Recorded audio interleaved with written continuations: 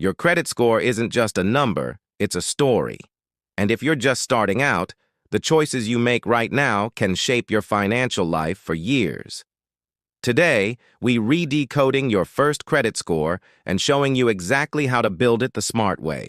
If you're new to credit, you've probably heard things like build credit early or dawn it to mess up your score, but no one really explains how it actually works. So in this video, we're going beyond definitions. We'll break down what really matters when you're starting out, what behaviors lenders actually care about, and the simple actions that can unlock future opportunities like lower interest rates, better housing options, and financial freedom. Let us clear up a big misconception. Your first credit score is not about how much money you make or how rich you are. Your credit score is basically a trust score. It answers one question: how reliable are you when borrowing money? When you're brand new, you don't have a long history.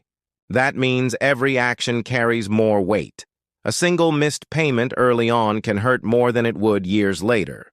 But the good news is, positive habits work the same way. When you start with good habits, you build a strong foundation very quickly.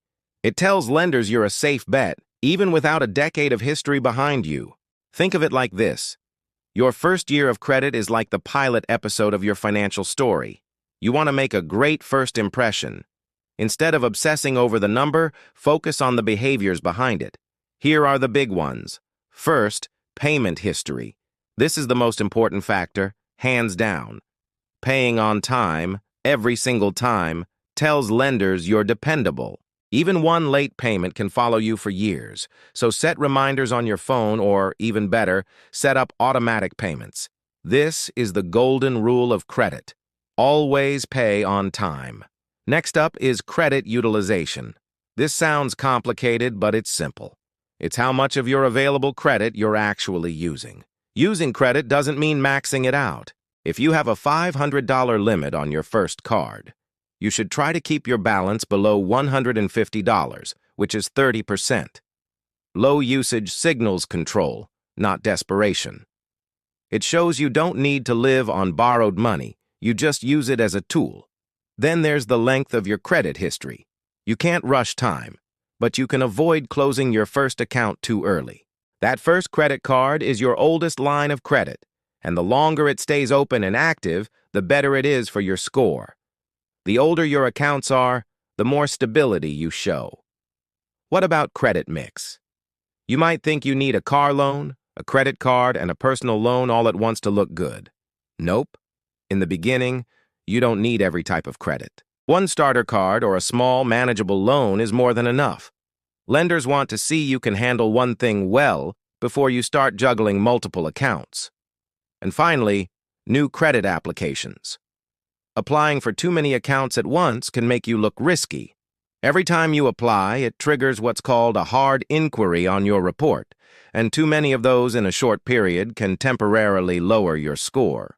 It suggests you might be in financial trouble. Slow and steady wins the race here. So, with all that in mind, what should you actually do if you're just entering the credit world? First, start with a secured credit card or a starter card designed specifically for beginners. A secured card is great because you put down a small deposit, which usually becomes your credit limit. This makes it very low risk for the bank, so they're more likely to approve you. Once you have the card, use it for one small, regular expense. Think about your Netflix subscription, your gas for the car, or your monthly coffee budget. Charge that one thing to the card, and then, this is the most important part, pay it off in full every single month. This proves you can use credit responsibly without falling into debt. Also, avoid the set it and forget it mindset. Get into the habit of checking your statements every month and tracking your balance. This helps you catch any errors, monitor your spending, and stay on top of your due dates. Financial awareness is a skill, and this is how you build it. And above all, think long-term. The discipline you build in your first year with credit creates future flexibility. You're not just building a score, you're building a reputation. So why does all of this matter so much, especially when you're young? Here's why this is more important than people realize. Your early credit behavior can directly affect the interest rate you get on your first car loan.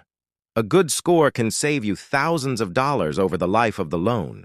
It can also determine whether you're approved for an apartment, as many landlords now run credit checks.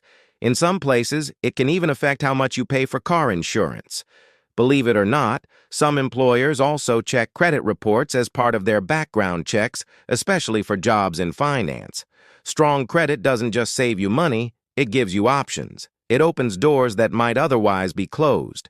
Now for a quick warning, avoid these common beginner traps. First, maxing out your card just because you can. Your credit limit is not a spending target. Second, missing payments, even by a few days. Late fees are bad, but the damage to your credit history is far worse. Third, closing your first credit account too early. Remember, a long history is a good history. Keep that first account open, even if you don't use it often. And finally, ignoring your credit report. You're entitled to free reports, and checking them helps you understand your score and spot any mistakes. Mistakes aren't fatal, but prevention is way easier than repair. Building your first credit score isn't about perfection, it's about consistency.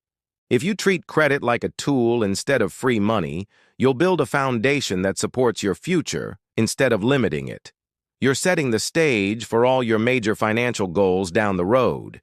If this video helped you, hit that like button, subscribe for more practical financial breakdowns, and drop a comment if you want a follow-up video on how to check your credit report for free or how to fix mistakes early on. Thanks for watching.